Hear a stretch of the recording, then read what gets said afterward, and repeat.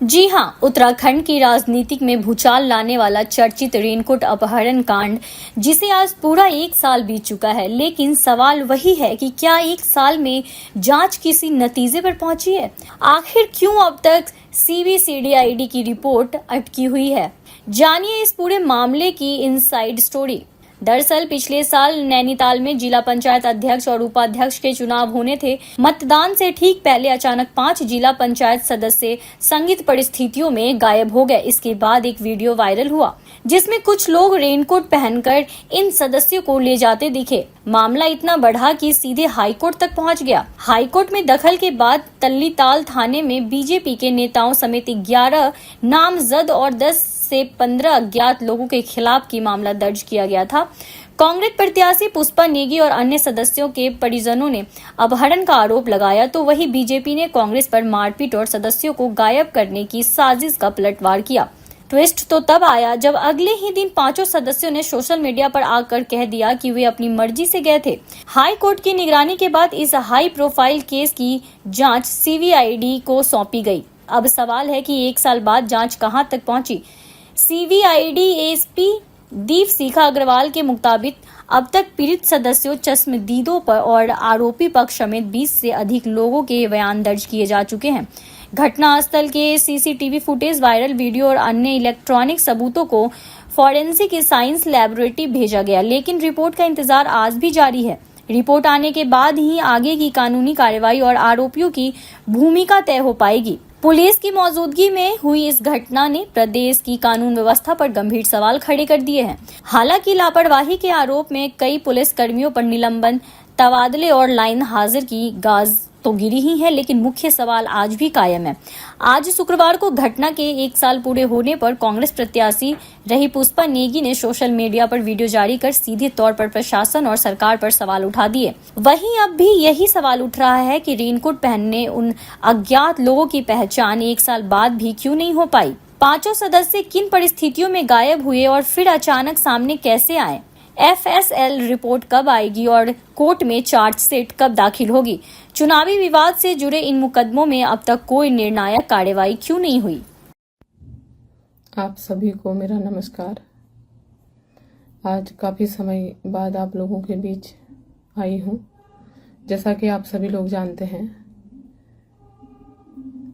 पिछले वर्ष 14 अगस्त को नैनीताल में जो माननीय हाईकोर्ट के सामने जिला पंचायत अध्यक्ष चुनाव के दौरान सदस्यों का अपहरण हुआ था, आज उसे 1 वर्ष पूर्ण हो चुका है। लोकतंत्र के इतिहास में ही नहीं बल्कि मेरे राजनीतिक जीवन का भी ये काला दिन है, क्योंकि आप सभी ने देखा कि किस तरह से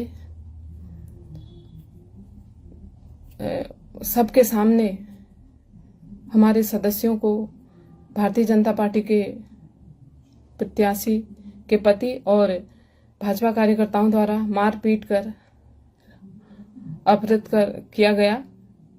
और आज 1 वर्ष पूर्ण हो चुका है और आज की डेट तक दोषियों पे शासन प्रशासन द्वारा कोई भी कार्रवाई नहीं की गई है, बल्कि कहीं ना कहीं उनको पुरस्कृत जरूर किया गया है। तत्कालीन एसएसपी जो प्रहलाद नारायण मीणा थे, उनको डीआईजी बनाकर पदोन्नत किया गया और जो भी भाजपा के पदाधिकारी उसमें शामिल थे, उनको दर्जा राज्य मंत्री या कोई ना कोई पद देकर उनको भी सरकार द्वारा पुरस्कृत किया गया। तो मैं पूछना चाहती हूँ सरकार से कि आप क्या संदेश दे रहे हैं समाज में कि जो लोग इसमें दोषी थे, क्योंकि ऐसा तो नहीं है कि किसी को कुछ पता नहीं है या कोई सबूत नहीं है, सब कुछ सबके सामने था और सारे सबूत थे। सबने देखा कि सीसीटीवी फुटेज के माध्यम से सबने देखा कि किस तरह से खुलेआम गुंडागर्दी से हमारे सदस्यों को मार पीट के भाजपा प्रत्याशी के पति द्वारा और भाजपा के पदाधिकारियों द्वारा ले जाया जाता है। तो मैं यही कहना चाहूंगी कि अति की इति एक दिन जरूर होती है। आप इस धोखे में मत रहिए, क्योंकि ये लोकतंत्र है और लोकतंत्र में जनता सर्वोपरि होती है।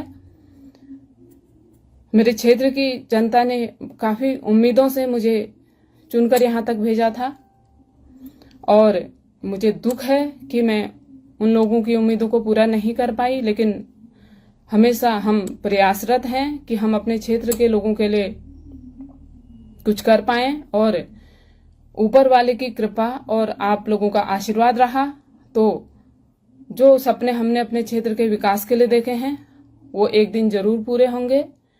आप देख रहे हैं आज हमारे प्रदेश की क्या स्थिति हो गई है, कैसे सब कुछ मैनेज कर दिया जा रहा है। अंकिता भंडारी हत्याकांड सबके सामने है। अंकिता भंडारी के माता पिता न्याय के लिए कैसे दर दर भटक रहे हैं, कैसे गुहार लगा रहे हैं, लेकिन आज तक उन्हें न्याय नहीं मिला। आपने देखा पिछले दिनों जो चंपावत में जो एक नाबालिग के साथ जो अपराध हुआ था उसमें भी सब कुछ कैसे मैनेज कर दिया गया, क्योंकि पहले लड़की और उसके पिता सबके बयान आए थे, लेकिन उसके बाद आपने देखा कि कैसे मैनेज कर दिया गया सब कुछ। तो आज सब कुछ मैनेज हो रहा है, लेकिन जनता बेवकूफ नहीं है। शायद सरकार को ये लगता है कि जनता गूंगी, बहरी और अंधी है। मैं यही कहना चाहूंगी 2027 में जनता जरूर जवाब देगी और आपको जो आपके ये कुकृत्य हैं इनका फल जरूर मिलेगा।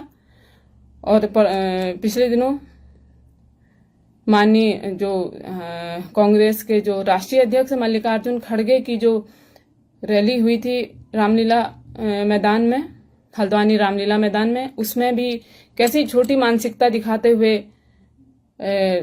रामलीला मैदान का शुद्धिकरण कुछ लोगों द्वारा किया जाता है। तो मैं यही कहना चाहूंगी कि शुद्धिकरण उस मैदान का नहीं बल्कि ऐसे लोगों की मानसिकता का शुद्धिकरण होना चाहिए।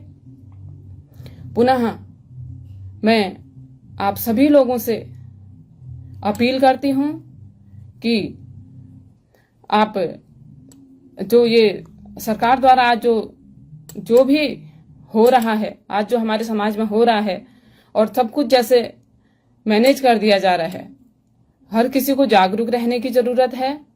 क्योंकि पार्टी चाहे कोई भी हो, कांग्रेस, बीजेपी, कोई भी पार्टी हो, लेकिन कम से कम हमें इतना तो नैतिकता रखनी चाहिए कि हम सही को सही और गलत को गलत कहें।